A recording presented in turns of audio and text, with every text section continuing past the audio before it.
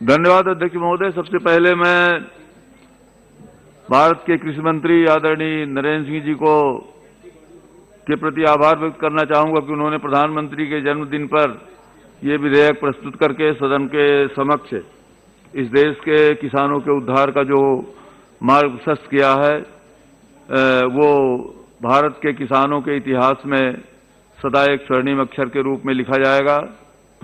महोदय, ये जो खुला बाजार की नीति आई उसमें सीमेंट भी खुले में आए, लोहा आया, सैलून आया, फर्नीचर आया, जूता आया, कपड़ा आया, सब कुछ आया। हर सेक्टर में हमको पूंजीपति चाहिए, पूंजी चाहिए।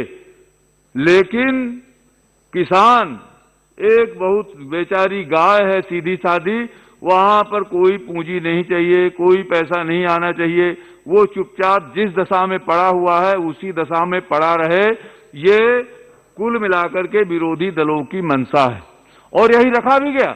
जब इनकी सरकार थी कभी भी किसान को छुआ नहीं, किसान की ओर नजर नहीं उठाई।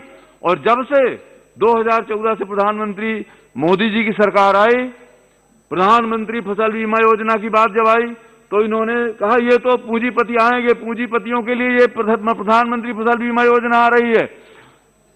भूमि से मृदा परीक्षण के लिए आया, कहां से साधन आएंगे, क्या आया, सब कुछ हुआ। किसान सम्मान निधि आई, आज किसान सम्मान निधि का मामला श्रीमान सभापति महोदय, जहां जहां भारतीय जनता पार्टी की सरकारें हैं या कि उनके सहयोगियों की हैं, वहां छोड़ करके बाकी, चाहे वो बंगाल हो, जब तक यूपी में दूसरे पार्टी की सरकार थी यूपी के किसानों को नहीं लेने दिया गया। महाराष्ट्र की यही हालत थी। जहां जहां इस तरह से किसानों का गला दबाने का काम किया गया और अब आज जब ये दोनों कानून आए, दोनों कानून बनाए जा रहे हैं, विधेयक आए हैं, तब इसमें भी गला फाड़ फाड़ करके कहा जा रहा है कि ये तो क्या है, पूंजीपतियों के लिए है। मैं अपने जिले की बात बताना चाहूंगा सभापति महोदय। हमारा जिला एक बहुत ही विपन्न जिलों में से था, लेकिन भारतीय जनता पार्टी की सरकार जब से आई, सिंचाई की सुविधाएं बढ़ी, कृषि का उत्पादन बढ़ा और आज प्याज के उत्पादक का एक बहुत बड़ा उत्पादक जिला बनने जा रहा है। अब अगर हमारे यहाँ ये कानून अगर आ गए, जो इन कानूनों के तहत जो बल मिलेगा से हमारे किसानों को, हमारे लड़के गांव में प्याज की इकाइयां स्थापित करेंगी, वो चूरा बनाएंगे, क्रीम बनाएंगे, प्याज का भंडारण होगा। आज ये अमरावती के भी सांसद जी बात कर रही थी प्याज के निर्यात की समस्या, प्याज के आयात की समस्या हमेशा क्यों आती? क्योंकि हमारे पास भंडारगृह नहीं है, हमारे पास वो संसाधन नहीं है कि जिससे हम प्याज को संरक्षित कर सकें।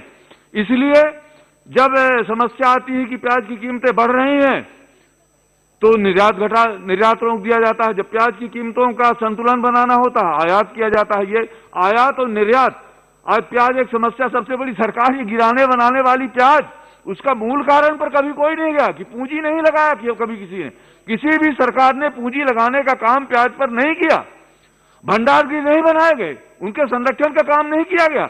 यही हालत श्रीमान जी टमाटर का है।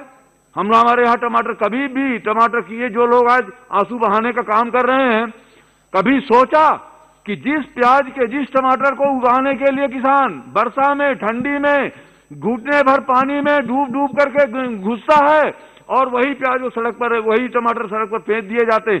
आज इस कानून के आने के बाद प्रसंस्करण उद्योग को ताकत मिलेगी और उसके माध्यम से प्याज का संरक्षण होगा, आलू का संरक्षण होगा। आज ये आलू की बात अभी कांग्रेस के एक सांसद जी कह रहे थे कि वो तो पेप्सी आया और वो कड़े के बराबर आलू घुसेड़ता था, नहीं लेते थे तो कहते थे ये इसमें तो शुगर हो जाएगी। अरे साहब, आप कड़े के बराबर क्या, आप तो क्यों परेशान हो? आपके तो नेताजी मशीन से आलू उगा लेते हैं, तो इसमें आप क्यों परेशान हो रहे हो?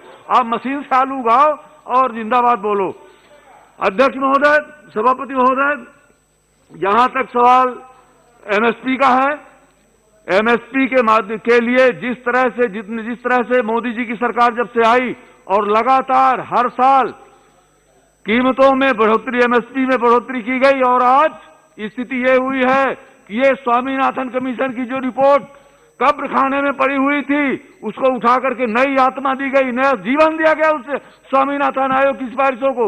और आज एमएसपी के माध्यम से जिस तरह का इसी वर्ष जिस तरह से किसानों को फायदा मिला है, 1,13,000 करोड़ रुपए मूल्य की एमएसपी का पैसा मिला, जो पिछले वर्ष की तुलना में 31% अधिक। तो ये क्या कभी माँ बेटे की हत्या करेगी? जिस कमी से जिस योजना को जिंदा किया, जिस स्कीम को फिर से प्रधानमंत्री महोदय ने पुनर्जीवित किया, आज क्या वो और कोई भी किसान, कोई भी सरकार, चाहे मेरी सरकार हो चाहे जिसकी भी सरकार हो, किसानों की उपेक्षा करके कोई जिंदा रह सकता है क्या इस देश में? ये कहते हैं कि ई मार्केटिंग क्या होगी, वो तो हैकिंग हो जाएगी। अरे हैकिंग तो बड़ी बड़ी फेसबुक हो गई, प्रधानमंत्री की अकाउंट तक हैक हो रहा है, चीन की तमाम अकाउंट हैक हो रहे हैं, तो हैकर्स को कोई रोकेगा? कानून रोकेगा? चोरी करने वाले को रोकेंगे हम? ठीक है जी। क्या किसान के लड़के को अध्यक्ष सभापति महोदय ई मार्केटिंग करने का अधिकार नहीं है? क्या किसान को ई मार्केट करने का अधिकार नहीं है? क्या किसान को तकनीक से जुड़ने का अधिकार नहीं है? क्या किसान वो ये चाहते हैं कि इसी तरह से दवा कुचला पड़ा रहे, अब बेचारी गाय बनकर नहीं रहेगा? किसान भी ओपन मार्केट से जुड़ेगा, किसान भी व्यापार करेगा और किसान को